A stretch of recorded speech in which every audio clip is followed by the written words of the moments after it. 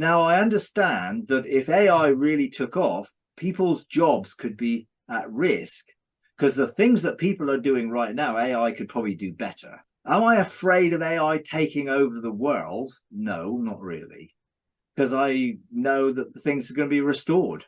So I'm not fearful of, oh no, this is going to be, the latest antichrist thing, that Christians will be all up in arms about, oh no, don't have anything to do with that, like they said about everything else through history.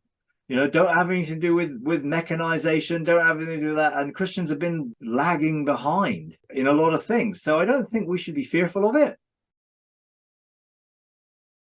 I really enjoyed the video that you just uploaded, the Evangelicals Hate Deconstruction. So actually, my first question, if it's okay, is, okay, so yes, the deconstruction part is the most difficult thing we've had to go through, but it's been the most positive, progressive, wonderful, sometimes exciting thing that we have incurred.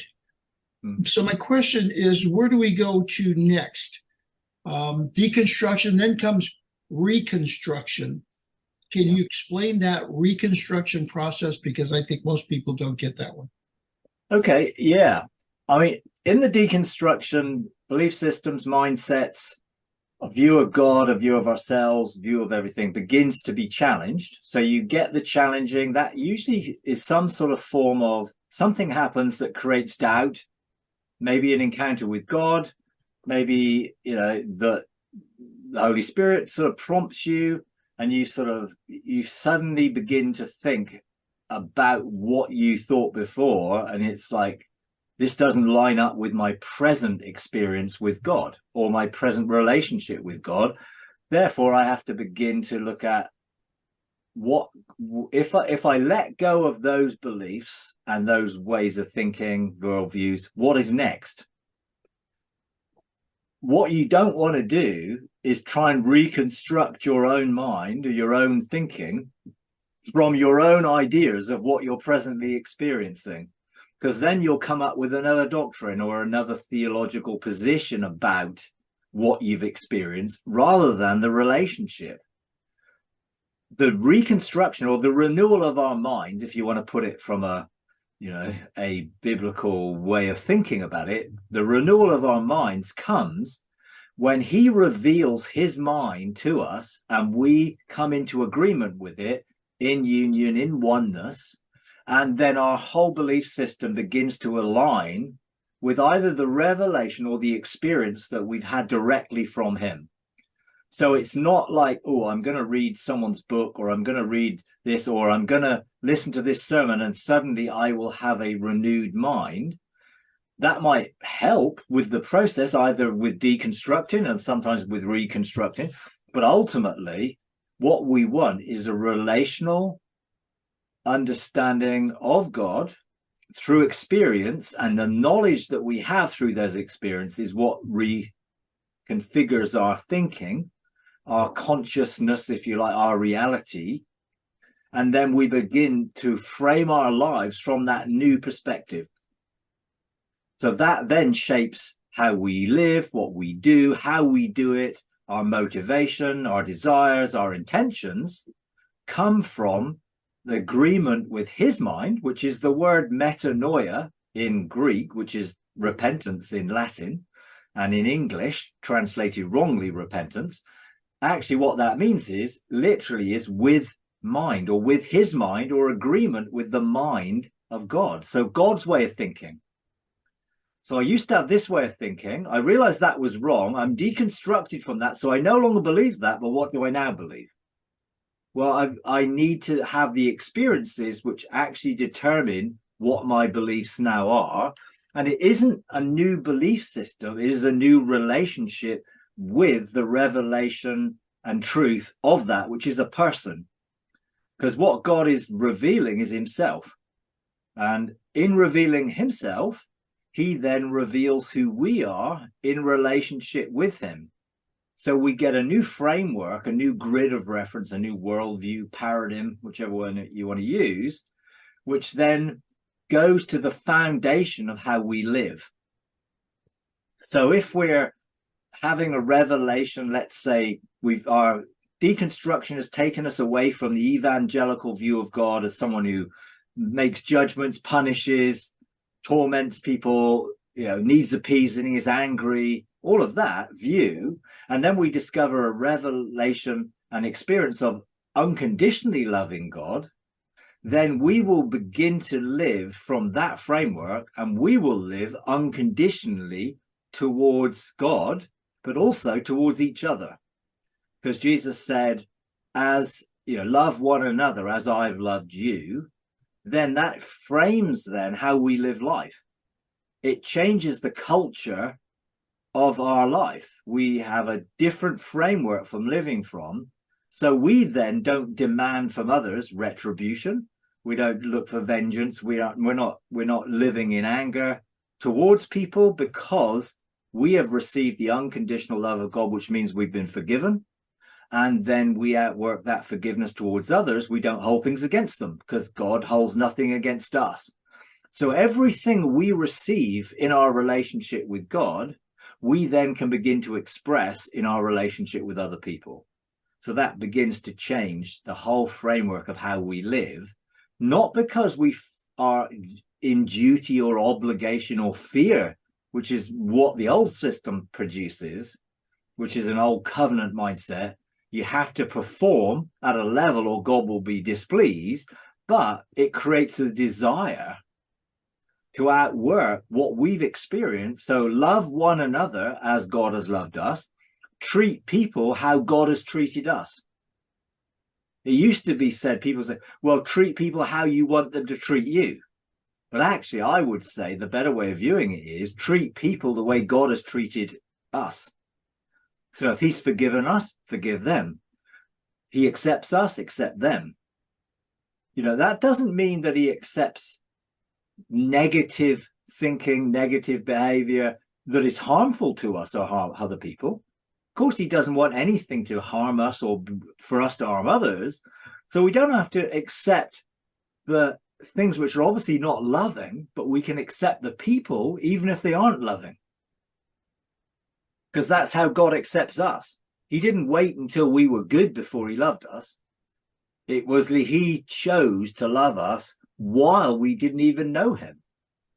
And therefore, that's how we can begin to treat people. So that means we look at people differently, in that we see everyone in who they are from God's perspective as his children, not from the way they're behaving right now.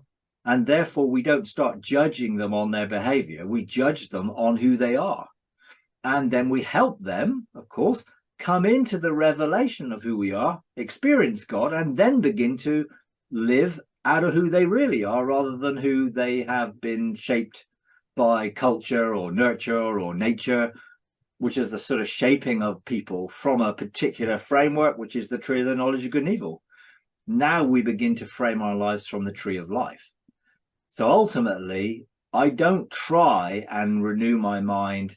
It's like years ago, we need to renew our mind. So I'd pin a scripture to the wall or to the mirror, and then I'd confess it every morning. Well, just me saying something isn't going to make it true for me. I might learn the verse and I might get a better handle of the concept, but actually it's not going to renew my mind. The experience renews the mind, because Jesus said the truth that you know will set you free. And he meant know, not intellectually, but experientially. So the ongoing process is one of experiencing more and more of God and who he is, that will continue to reaffirm the truth of that God is love, that God is light, that God is good. Those sort of characteristics of who he is will be reaffirmed over and over again through our experience with him. That's what ultimately enables us to come into agreement, into union and oneness with him, which is what renewal of the mind really does. So I used to think this way: God thinks this, so I have to shift to come into agreement with him. And I can't shift if I think I'm right over here, which is why the deconstruction needs to take place, to say, no, this way of thinking is definitely not correct. I'm not really sure yet totally what the correct way of thinking is, but I'm going to move relationally closer and closer to the truth of who that is. And then that will bring about that alignment with that truth. And effectively, God will also, in a sense, meet us. You know, it's not like, oh, he's over here waiting for us to get there. He will meet us relationally in the place which will unveil and reveal that truth through the experiences we have of him, which can't be purely intellectual knowledge, concepts, theory, doctrines about him, but experience of him. True renewing of the mind, which is testimony ultimately. Here is my now testimony that testifies to the truth of what I am now living in relationship with God. So I'm sharing my testimony of the reality of how I now live, effectively. Now, I didn't get to where I was, to where I am now, by trying to get there. I just kept walking with him in relationship, and then I found myself there. I just have to keep walking with him. I don't have to try and figure out, where am I going? How do I get there? What do I do? How hard is it going to be? I just step by step walk with him. And on the journey, he keeps revealing himself, unveiling more revelation, truth, experience of him. And I find myself living in a totally different place. That's really what I would say is the renewal process, rather than, as you say, well, how do I work at this? How do I make this happen? How do I get this? And it's okay to be in that place initially where you're wavering, sort of double-minded, because you have an experience. Cognitive dissonance challenges the thinking, and then you're like, what is correct? Well, when you err on the side of my experience is what is correct, because God has revealed that through experience, then it's easy then to let go. But quite often to start with, it feels like, oh, I'm disorientated. Everything I thought that framed my life is completely gone.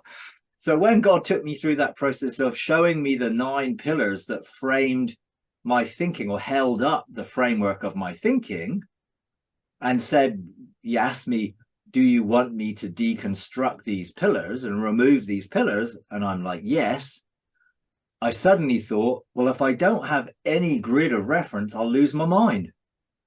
So I said to him, can you remove the pillars one at a time rather than all at the same time? Then I'll be able to understand what pillar affected what aspect of my thinking, so that I will know what I've been freed from. And he did. He took the evangelical pillar straight away. That was the first one. That was what challenged penal substitutionary atonement and all of those aspects of, you know, that sort of God that I thought I knew. And then bit by bit, more and more began to be revealed, and he began to show me ultimately love. I mean, love was the underlying principle that he was trying to get over to me, that he is unconditionally love, and therefore he loves me unconditionally. And that really does mean no conditions, you know. And it's so hard for the evangelical mind to accept that he could love me completely unconditionally, because that system is framed in a, well, you have to live this way, you know, and ultimately that's not how God does it. Now, you know, on the process of deconstruction, you know, and we go through various stages, God, fortunately, and because he loves us and he's merciful, doesn't do it all in one go and suddenly try and reprogram our minds, because that's not the relational way. He does it as we relate to him, and as we discover the relationship with him, that is what begins to change the foundation of our life, and we then move through that process. But ultimately, you know, the whole thing of why do evangelicals hate deconstruction, you know, the reality of that is because it so threatens their orthodox position that they think has been there from the beginning. But actually, the evangelical orthodox position has been there for a few hundred years.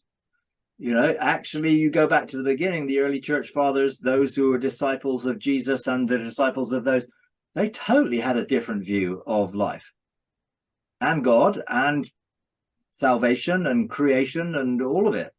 Hence the evangelicals actually hate progressive revelation as a concept, because it so challenges.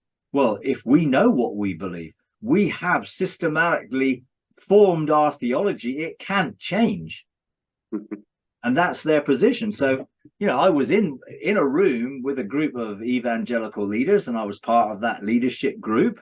And I innocently talked about progressive revelation. It was like, I'd sworn or something. It was like they started to manifest, because they just couldn't cope with, no, there can be no progressive revelation. There is just what we know. It doesn't change. We've got it.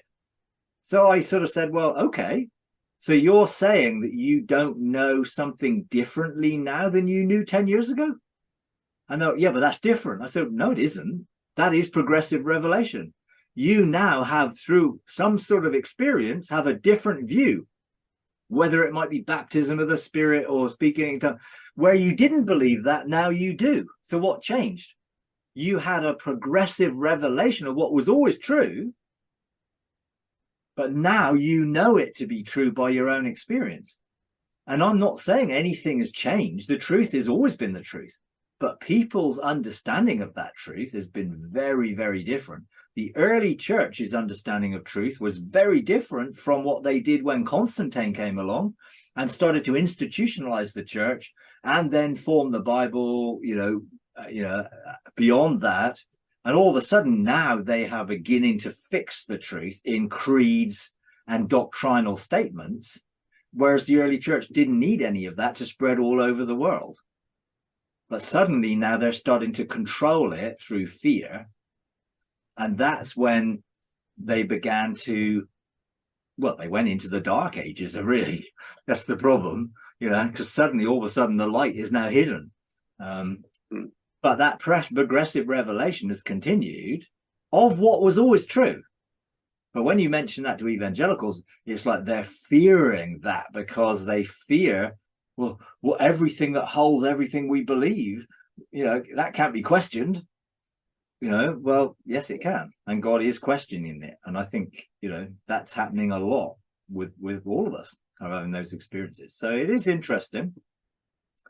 And you'll find, if depending on who you talk to, the way you phrase it and what you use as terminology can very, very quickly get into a very reactionary response to you. And they responded to me when I just talked about progressive revelation as if I was talking, heresy. But it is heresy from the evangelical perspective, because they think they have it all neatly packaged up.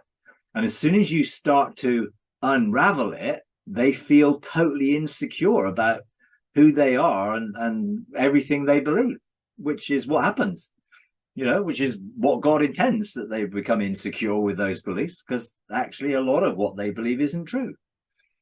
And their certainly view of God is definitely not true from that perspective. So, Mike, I recently saw one of I would call her a pillar of the restoration of all things movement, Lindy Strong. She looked amazing, with the journey that she's been on, and the healing journey, and all the sort. But anyway, in listening to what she had to say, she spoke about heaven on earth, on earth as it is in heaven, which is what Jesus, the disciples asked, how should we pray?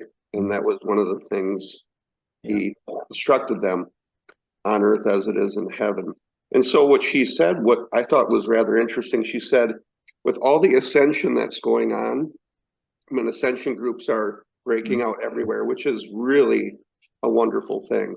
It's really a fruit of, I think, what you're doing and Nancy Cohen is doing, and Justin, and it's a beautiful thing. But she said that she thought there should be more fruit. People should look for fruit from their ascension to bring forth heaven on earth. And I just wanted to put that out there and see what your thoughts are on that in light of, I know one thing that you emphasize as sons, being in the fullness of sonship is rest, and how that may juxtapose each other, just being in relationship as opposed to looking for fruit here on earth.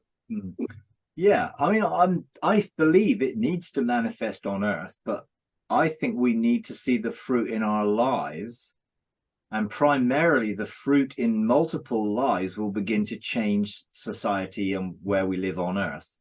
I don't believe in a wave a magic wand and suddenly heaven will be on earth, because it has to manifest through us.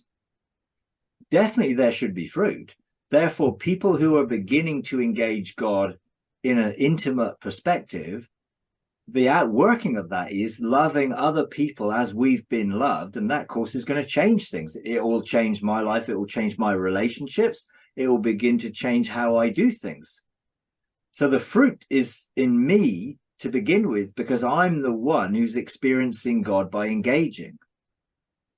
Now, ultimately, as we begin to identify our identity with our position seated in heavenly places, it begins to give us a perspective of then bringing the kingdom of God on earth as it is heaven. So you have to do it in heaven first. Now, I would say a lot of ascension groups are experiential. They're not governmental. So they have experiences, and they have amazing experiences with God, and that's the precursor to everything else. And I would say that you can't force that governmental position until you know who you are. And I believe God is still working with a lot of ascension type groups and people who are beginning to engage God intimately in working that in their own lives to bring the transformation in their own lives that will then begin to outwork in the way they live, how they think, and how they operate. And what I don't believe is good is ascension tourism. Like we're going on a tourist trip of heaven. And I'm going to take you here, here, here. We're going to go here. And it's all this very sort of almost formulaic way of getting there, engaging, doing stuff that people enjoy, but that in itself doesn't bring change or transformation to their lives. It's just opening them up to experience. If they don't do that in their daily life themselves, all they're doing is the same thing as going to church every Sunday or going to the next conference. They're getting experience, but it's more intellectual, because it doesn't carry with it the transformation. So you can have a wonderful trip to heaven, see amazing things, and not really be changed by it if you don't relate what you're seeing to your life. And that comes with your own personal relationship with God. Otherwise, people who lead ascension groups are really just operating like gurus.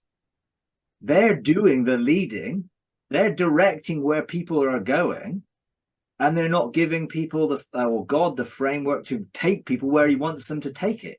So when I tend to do that type of ascension thing, it's like, okay, let's all engage and let's see where God takes us, rather than I'm going to lead you now to this and we're going to do this, which I think is okay in the initial stages of introducing people to experiencing heaven and those realms. But if you keep on doing that, then people won't learn to do it themselves. They'll always rely on someone to get them there or open the door for them.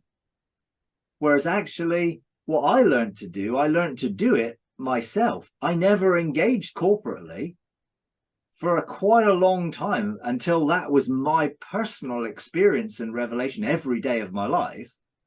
Then I had a testimony to help other people have those experiences in their lives, not just when I did an ascension. Otherwise, they'll wait for me to do the next ascension and the next one and the next one. They won't learn to do it themselves. So the fruit is that you begin to live that way in everyday life. You're engaging heaven every day when you experience God. You do that you begin to see that transforming your life, which is not really what happens in those type of ascension, what I call sort of heavenly tourism type ascension. Yes, it introduces you to different heavenly places. It shows you things. You're having experiences, great. But can you have your own experience the next morning? Because if you can't, then they're not teaching you how to engage. They're just giving you experiences. Everyone needs to teach people to be able to do it themselves, not to be reliant on them, because they just become another mediator. You need me to mediate these experiences, which I don't believe is what God intends. So I'm not against ascension groups at all, but my experience of them tends to be that they are too prescriptively led, in that they are led by someone who's telling the other people what they need to experience, rather than leading people to have their own experience.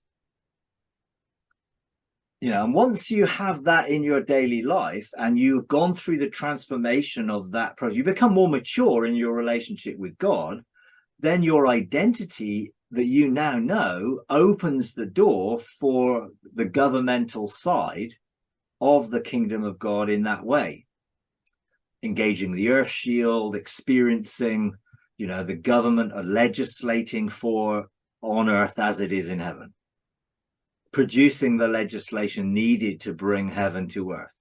All of that is part of that, but I don't think that many people are really that mature in that place where they can actually live that way, and then they begin to outwork that government, because it's the intimacy that they have with the Father that determines what they do, not the conditions in the world. See, too many people will look at the world and say, we've got to change this, we've got to do that. How do we fix this? How do we solve this? So they're still works orientated. They're still looking at, what do I need to do this or fix that? Whereas actually, I believe God can give that. If we go and engage heaven together, which is what I used to do when I did governmental groups, we would go and engage. Let's go and engage the Father's heart, and let's see what the Father's heart is for us today. Not, we have this problem, let's go to the Father and see what the solution is. Because the Father might not want to deal with that. Or he might want to deal with it in a completely different way that has no relevance to us at the point, but actually it's part of the jigsaw that God is doing on a bigger scale. So it's always allowing God to lead, for God to reveal his heart and then outwork his heart, which is very different from some of what I've seen is, we're going with this subject and we're going to engage God with this subject, and you're not giving God any option. This is what we're going to do. And it's the same with ministries like Liebusters. Liebusters never assumed what the problem was. It was like, let's go and ask Jesus what he wants to do. You might come with a problem, but let's ask Jesus what he wants to do. What lies does he want to reveal? And it may appear to have nothing to do with that problem. Well, that's fine, because Jesus knows better than we do what we need to have operating in our lives. You know, and actually, let's trust him to lead. Hear his voice and follow him, not set the agenda. And I'm not saying governmental groups and things like that aren't a good idea, because I ran them and they're still running, but I never wanted to set the agenda in those groups. And so I don't look at the world conditions and then think, what do I need to do to fix the war in Ukraine, or to fix Israel, or to fix what's going on in the world, or to fix various issues that I might have concern about. I'm just going to keep close to the Father, and the Father will give me the revelation of his heart. Then I can outwork his heart. And that might be towards one of those issues. It might not. But let him set the agenda. Then I believe we will start to see fruit in our own lives. And then when we're mature enough to be seated in heavenly places, to go beyond lordship to kingship and sonship, as we mature, then we will be able to know the Father's heart more intimately, because the deconstruction will have taken place. You know, how many people will have experiences of God and then start operating in spiritual warfare? because that is still their way of thinking. Right, we're going to slay the dragons, we're going to do this, we're going to pull down principalities and powers, we're going to... And actually God is saying, I want you to restore these things, not destroy them or try and destroy them. So just because you have experiences doesn't mean you've got the maturity. The maturity will come in the relationship deepens, and as we truly know who God really is, we'll find that outworked. And you'll find if this is genuine, then it will be outworked in love. And some of what I've seen in some of the mystic groups, it didn't seem to be that loving always. There seems to be quite a bit of excommunicating of people and groups and stuff, because it's seemingly becoming more denominational and based on believing the same thing rather than being in relationship with the same Father. And I would therefore say, be careful to measure everything that you have in all the ascension groups and things that are out there, measure it with the standard of love. Does this operate in love? Is this loving? How are people being treated? You know, and I believe then we'll begin to see fruit on earth as it is in heaven. I do believe in establishing, you know, Lindy would call them restoration cities, embassies of heaven, whatever. I do believe that. And I believe God will desire to manifest something corporately, dynamically, relationally on earth. But even before that happens, it doesn't mean that we can't ourselves begin to manifest love in the way we live and bring about change in our sphere of influence initially. And yeah, it will be wonderful if we have cities of people who are living on heaven's government and not living on earth's government. But right now, that would be a huge challenge to earthly governmental spheres.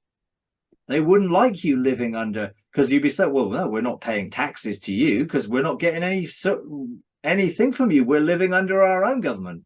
They wouldn't, you know, imagine setting up a restoration city, you know, outside of New York or something, and all of a sudden you say, well, we don't actually going to pay any taxes or anything anymore because we're not being funded by you and all this stuff. They wouldn't understand. They would think it's some huge rebellion and would probably lock you all up. So there's got to be a more to it, and how this happens. You can't just go, great, we're planting a flag for the kingdom, that's it.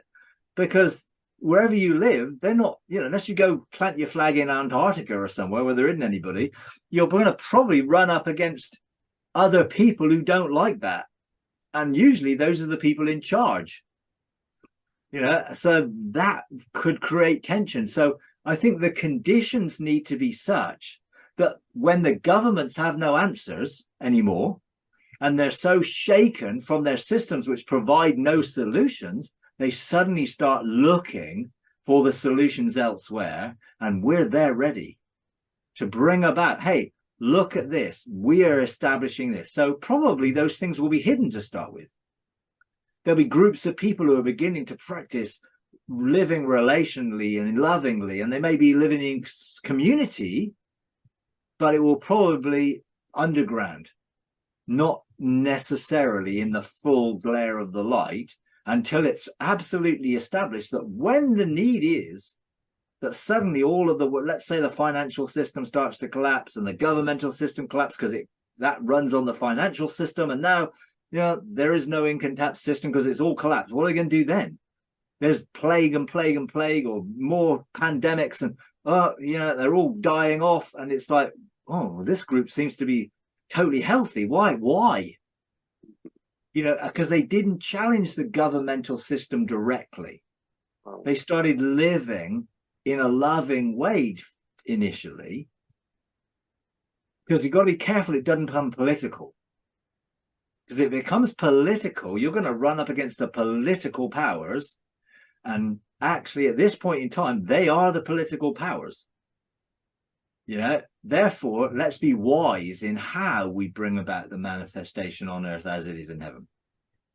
And allow God to work within what's going on to bring some shaking and challenging, so more and more people get disillusioned with the present system and are looking for something more real, something that works. Therefore we need to be ready, but I don't think we should be pushing the agenda to be visible, because it's been tried before. They tried to create a Christian city outside of Chicago, Zion City, I think it was late 19th century, with John Alexander Dowie, who ended up becoming the high priest and wearing the high priest ephod and all this stuff. And it's like, oh, no, did that bring about some good? Yeah. John G. Lake, T.L. Osborne, others came out of that, great healing ministers, stuff like that. But the thing itself failed, because the system was still copying an old covenant system, and it was copying still an earthly hierarchical system. So it was doomed to failure, but God still brought some good out of it. So I don't believe we should be going around trying to recreate some political solution. We need to be operating in an alternative kingdom of love, and then let's see what happens when other things start to be questioned and people start to really get disillusioned with how the world system is working. But a lot of Christians at the moment are obviously still promoting the political system as the answer. I'm really not looking for your election cycle next year, because it's just like, I think, oh my word, what on earth are we going to get this time? So I'm not looking forward to that, because they're going to be, the evangelical fundamental right are going to be pushing a political agenda to give us the answers, where Jesus really clearly said, look, my kingdom isn't of this world. It's not a political kingdom, that they were looking for.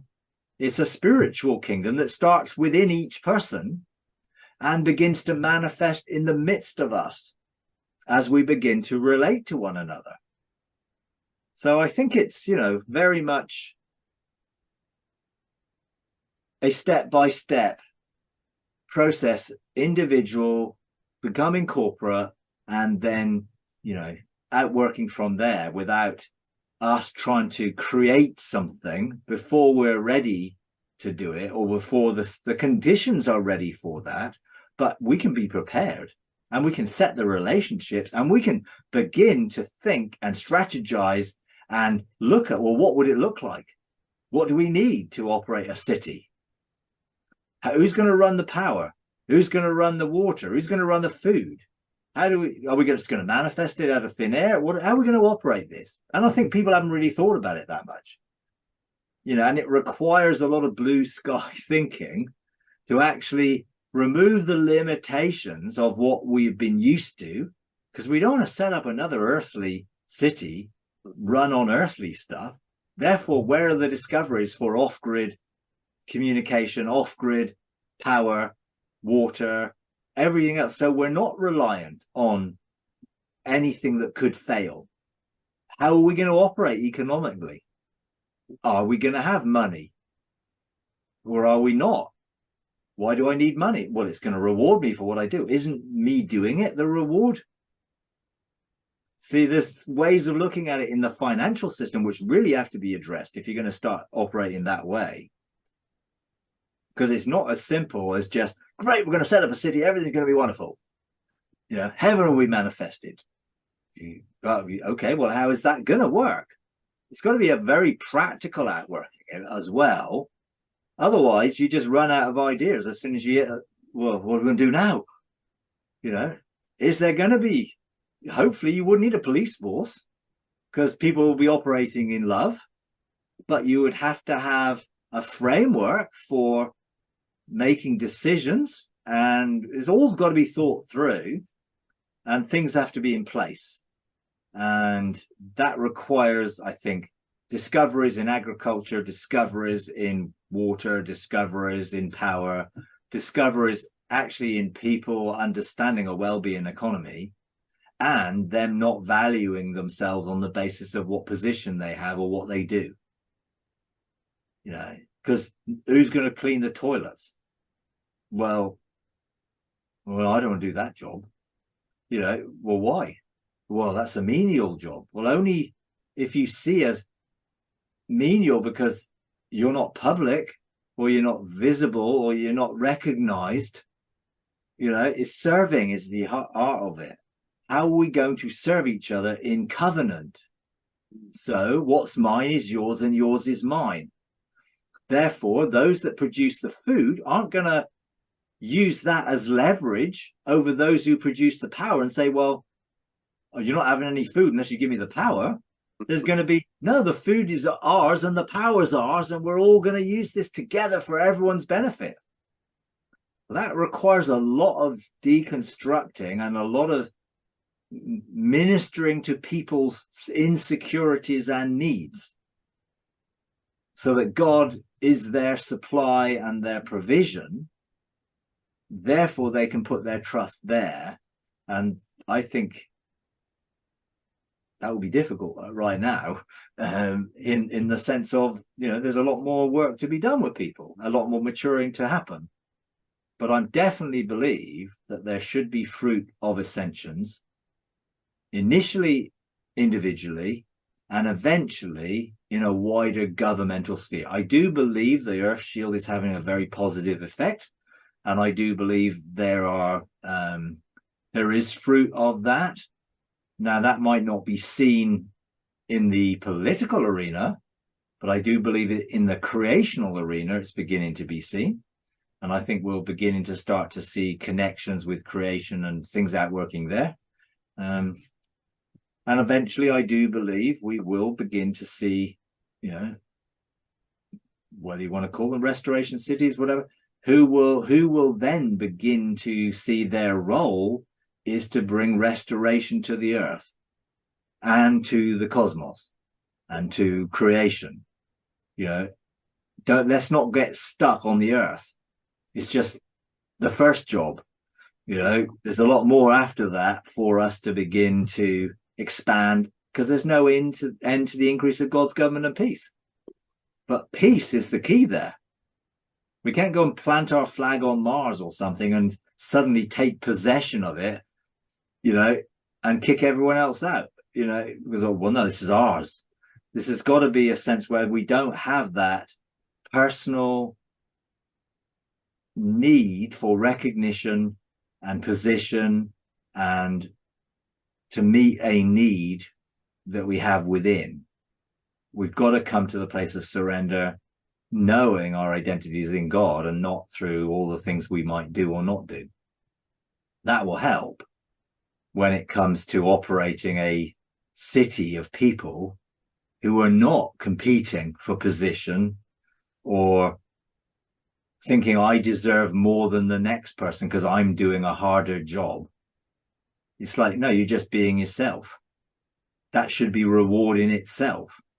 And when everyone does their bit and everyone is finding how they can outwork themselves, then everything will work, because there will be more than enough for every need and an abundance for every good deed.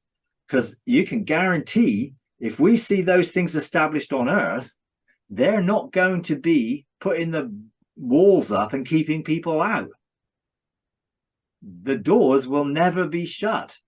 So they'll be welcoming people in, and we'll probably be going out to engage people in a way of demonstrating the love. We're not going to be great. We don't care about the rest of the world. We're okay. No, our purpose is to be an embassy which represents heaven, so the whole world will become colonized with heaven, if you like. So to do that, you've got to expand, but not militarily and not with the thing of territorial possession and nationality and nationalism. If that stuff isn't worked out of our lives, then I wouldn't want to even go there. So it's got to be servant-hearted. We are here to serve, to bless. So every family of the earth is blessed, which is empowered to prosper and succeed. Therefore, I can't keep knowledge to myself and use it to build my position. We've got to be together in it all. And I think, that requires quite a bit of change in people. And, would I be confident there's enough people to do that at the moment? Not from my personal experience, both of myself and others. So I still think there's stuff to do, but it's okay. This isn't a race. That's funny. Mike, I agree with you 100%. I don't think AI is going to like that.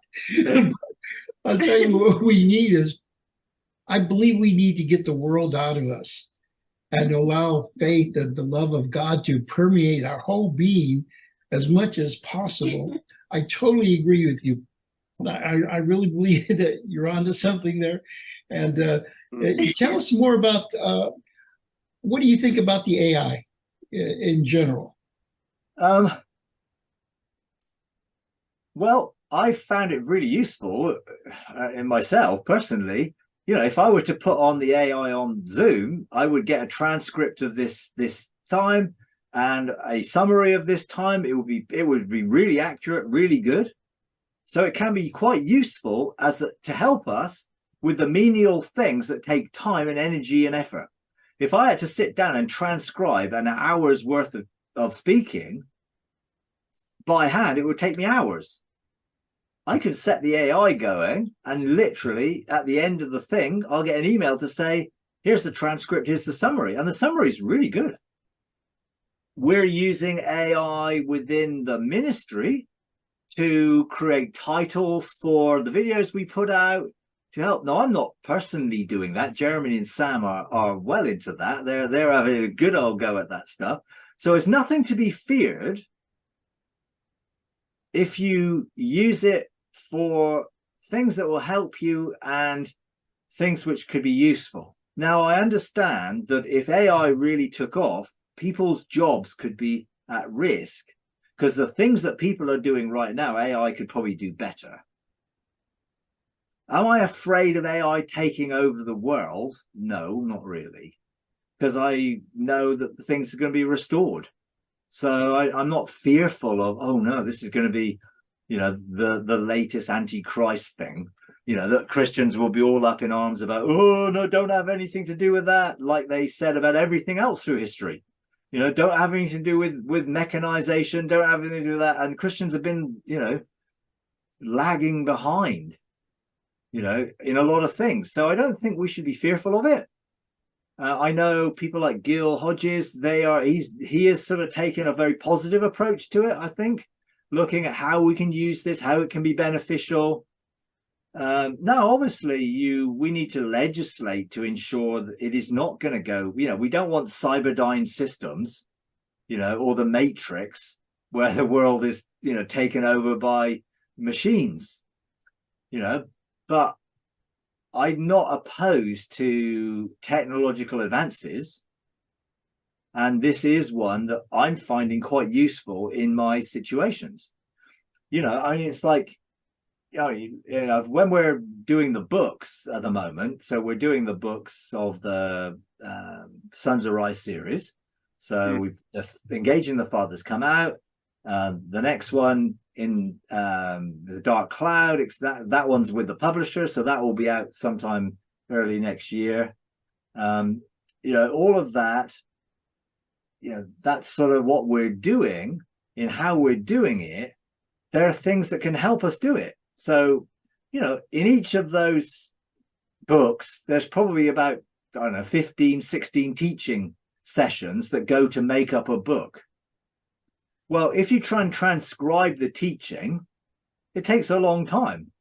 You can use Word and you can use other things. But I found that the AI in Zoom, if you just play the video audio to Zoom and set it up to transcribe it, you get a really accurate translation with summary, which can go a long way to be the foundation of then putting the book together. Now, of course, you've got to then, my way of speaking is not the way we write, so then you have to then use it, but it's very helpful to have a transcription to start with. So there's sort of a lot of technology that can be used to be helpful to what we're doing. So I don't per se have a problem. Now, I know, there's a lot, we've got to be careful that AI doesn't take over the world and it becomes more intelligent than human beings and whatever. I don't think it become more intelligent, but it can do tasks a lot faster than we can do it. And you can train it to, for instance, you know, looking at scans of mammograms and cervical smears. Those things can do it way better than humans can, you know, because they have tested it out and found out they're more accurate and less false positives and less false negatives. So if that's the case, let's use it. Now, it still needs supervision, but those people who would be doing that will find they can use their time better spent in another way. You know, so I'm not afraid of it. You know, I understand the sort of, you know, the Hollywood strike and, you know, AI producing film scripts and this, that, and the other. And then you've obviously got the music side of it. Well, you know, if you put in AI, you know, write a song in the style of the Beatles or whatever, you know, it'll come up with something, you know. Well, okay, well, that can happen. But you then generally find the genuine stuff is better, you know. And actually, if people are doing that and recording it and sticking it online, well, so what? Good for them. You know, I haven't got a problem in people using things creatively. You know, now, obviously, there's a danger in the student world that it will begin to produce thesis documents and essays for their university and high school studies. So, you know, there's sort of stuff there which, you know, you've got to keep a monitoring eye on it, because, you know, kids will definitely try and get around it if they can and use it. You know, well, I would have done without a doubt. You know, it's I no doubt that they will as well. But there are also things which can be very helpful. Like you can put together a manual, a technology manual, really easily with AI. You just basically give it the basic information and tell it what you want to do, and it will take the effort out of it.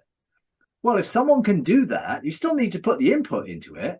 But if someone can produce a technical manual with the right program stuff, and it takes them 2 days rather than 10 weeks, great. Everything's going to be faster. So I don't have a problem with the advances of it. I don't think we need to be afraid of it, but also we shouldn't be blasé about it either. And therefore, let's check it out with God. What does God want us to be involved with, not involved with? How can we as sons of God legislate for it not going wrong? And keep an eye on those things and make sure that any discoveries that are made are the benefit of everyone and not just a few. That's why I like it's open source. You know, that's why I like the fact that you can just go online and use it. You know, yeah, okay, you can buy the apps and you can pay premium services and whatever. But with Zoom, it's free. You know, it's just part of the program. You know, which I find great. Means that it simplifies things, because I do some one-to-ones with people that people want a transcript. So I just turn on Twine or whatever it's called, and it basically produces the transcript, and I send it to them at the end of the day. So it's actually really, really helpful from that perspective. You know, so I really don't really have too many issues, but I think we just need to be careful, you know, and be wise in its use and how it's used, and look at where it can be used effectively and efficiently, and then make sure that people are not disadvantaged by it. You know, that's the problem. Oh, great, let's make everyone unemployed. Well, then you're going to create even bigger problems somewhere else. So use it correctly and wisely to help, and just make sure that it doesn't become a problem in that way, you know. Thank you for watching our YouTube channel. We really appreciate you taking the time. If you enjoy these videos, would you please take a moment to like, comment, and subscribe? It really does help. Thank you very much.